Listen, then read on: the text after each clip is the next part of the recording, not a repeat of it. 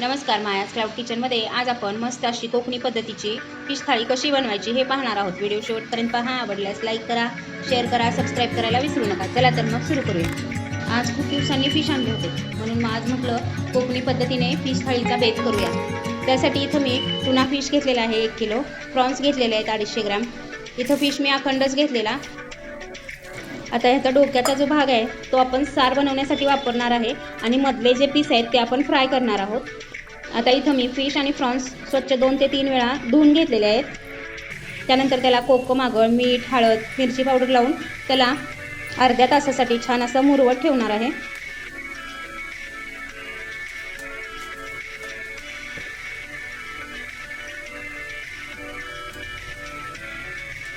आता इथं आपण फिशला लावण्यासाठीचा मसाला बनवून घेऊया। त्यासाठी इथं 15 ते 20 लसण पाकळ्या घेतलेल्या आहेत, 4 इंच आलं घेतलेलं आहे, 3 हिरव्या मिरच्या घेतलेल्या आहेत, थोडीशी कोथिंबीर आणि पुदिना स्वच्छ धुवून घेतलेला आहे।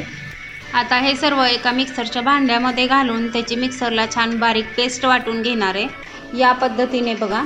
आता ही पेस्ट आपण एका डिशमध्ये काढून घेऊया।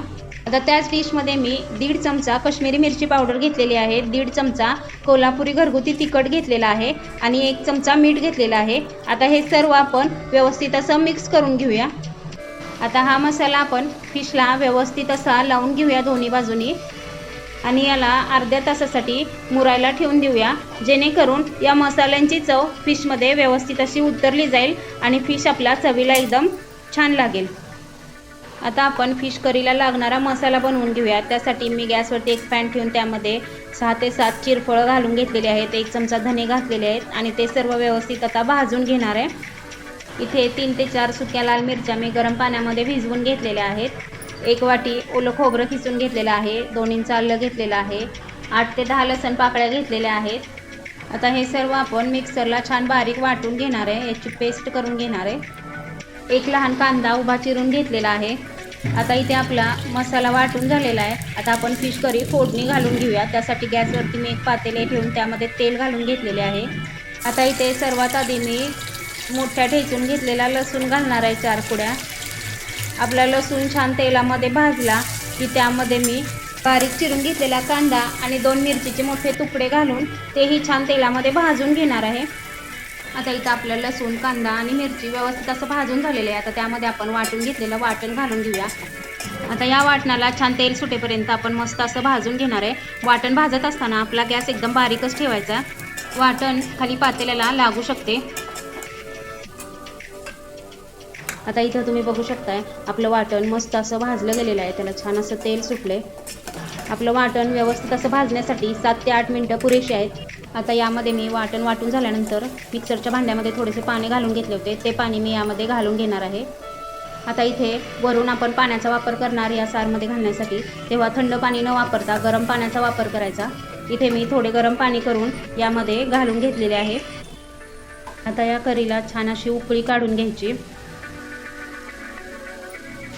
आता इथं तुम्ही बघू शकताय आपल्या करीला छान अशी उकळी आलेली आहे। आता यामध्ये मी 3 ते 4 कोकम घालून घेते। आता यामध्येच आपण फिशचे काप घालून घेणार आहे आणि बारीक गॅसवरती याला छान आपण शिजवून घेणार आहे। आता इथं मी वाटण वाटतानाच मीठ घातले होते, त्यामुळे वरून मी मीठ घातलेले नाही आहे। आता इथं फिश शिजण्यासाठी जास्त वेळ लागत नाही, एक 7 ते 8 मिनिटामध्ये आपले फिश छान असे शिजले जातात। आता इथं तुम्ही बघू शकताय आपली फिश करी शिजायला ठेवून 7 ते 8 मिनिटं झालेले आहेत। मस्त अशी फिश करी आपली इथं तयार आहे। त्यामधले फिशचे पीस पण छान असे शिजलेत मऊ, तुम्ही बघू शकताय। आता आपण याला साईडला उतरून घेऊया। आता आपण सोलकढी बनवणार आहे। त्यासाठी इथं मी 1 वाटी ओल्या खोबऱ्याचे काप घेतलेले आहेत, 1 लसण पाकळी घेतलेली आहे, अर्धी हिरवी मिरची घेतलेली आहे। इथं तिखटवाली हिरवी मिरची आहे म्हणून मी अर्धीच घेतलेली आहे। पाव चमचा जिरा घेतलेला आहे। हे सर्व आता आपण एका मिक्सरच्या भांड्यामध्ये घालून मिक्सरला बारीक वाटून घेणार आहे आणि या ओल्या नारळाचे दूध काढून घेणार आहे आपण या पद्धतीने बघा।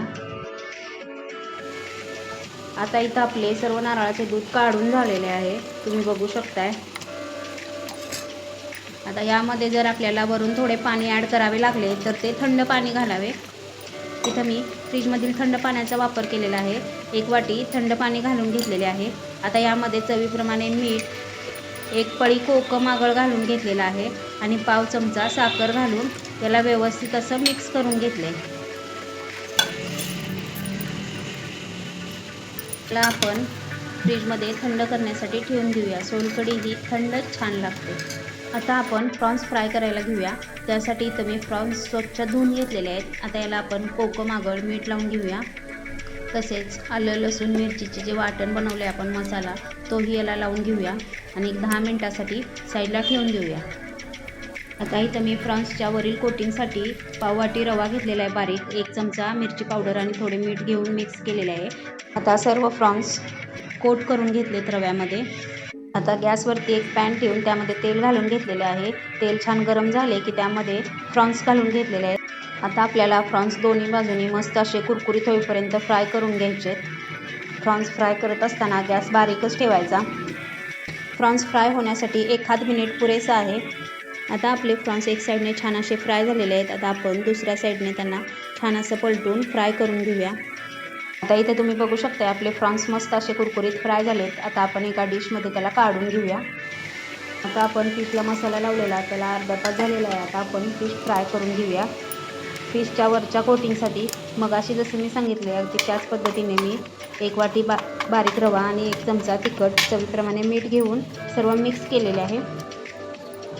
आता वरील रव्याचे मिश्रण आपण फिशला व्यवस्थित असे दोन्ही बाजूनी लावून घेणार आहे. रव्याच्या मिश्रणामध्ये आपला फिश असा कोट झाला पाहिजे व्यवस्थित असा. तुम्ही बघू शकता इथं या पद्धतीने. आता इथं आपल्या दोन्ही फिशना रव्याने मस्त असं कोट करून झालेलं आहे. गॅसवरती मी एक पॅन ठेवून घेतलेला आहे. त्यामध्ये तेल घालून घेतलेले आहे. आता आपले तेल छान गरम झाले. आता यामध्ये आपण फिश सोडून घेऊया. आता हे फिश आपण बारीक गॅसवरती मस्त असे कुरकुरीत होईपर्यंत दोन्ही बाजूनी भाजून घेणार आहे. फिशची एक साईड भाजण्यासाठी आपल्याला 1 ते 1.5 मिनटं लागतो. फिश भाजत असताना आपण गॅस बारीकच ठेवायचा. गॅस जर चुकून मोठा राहिला तर वरचे कोटिंग करपू शकते, काळे पडते. तर इथं तुम्ही बघू शकता आपला फिश एक साईडने मस्त असा कुरकुरीत भाजलेला आहे. आता त्याला आपण अलगद पलटी करून घेऊया आणि दुसऱ्या साईडने छान असा क्रिस्पी होईपर्यंत भाजून घेऊया. आता इथं तुम्ही बघू शकता आपला फिश दुसऱ्या बाजूने मस्त असा क्रिस्पी भाजलेला आहे. आता आपण याला एका प्लेटमध्ये काढून घेऊया. किती सुंदर झालेला आहे आपला फिश. इथं तुम्ही बघू शकताय मस्त असा क्रिस्पी कुरकुरीत झालेला आहे. वरचं कोटिंग त्याचं रंगही अजिबात बदललेला नाही आहे. बघितलं की अगदी तोंडाला पाणी सुटतं. आता इथं मस्त अशी आपली फिश थाळी तयार आहे खाण्यासाठी. तुम्ही बघू शकताय ज्यामध्ये मस्त असं fish curry, fish fry, prawns fry, solkadhi, भात, चपाती, कांदा लिंबू. काय मग तुम्ही या पद्धतीने नक्की करून बघा. आपल्या चॅनेलवर जर नवीन असाल तर आपल्या चॅनेलला सबस्क्राईब करा. नवनवीन व्हिडिओंच्या नोटिफिकेशनसाठी बेल आयकॉनवर क्लिक करायला विसरू नका.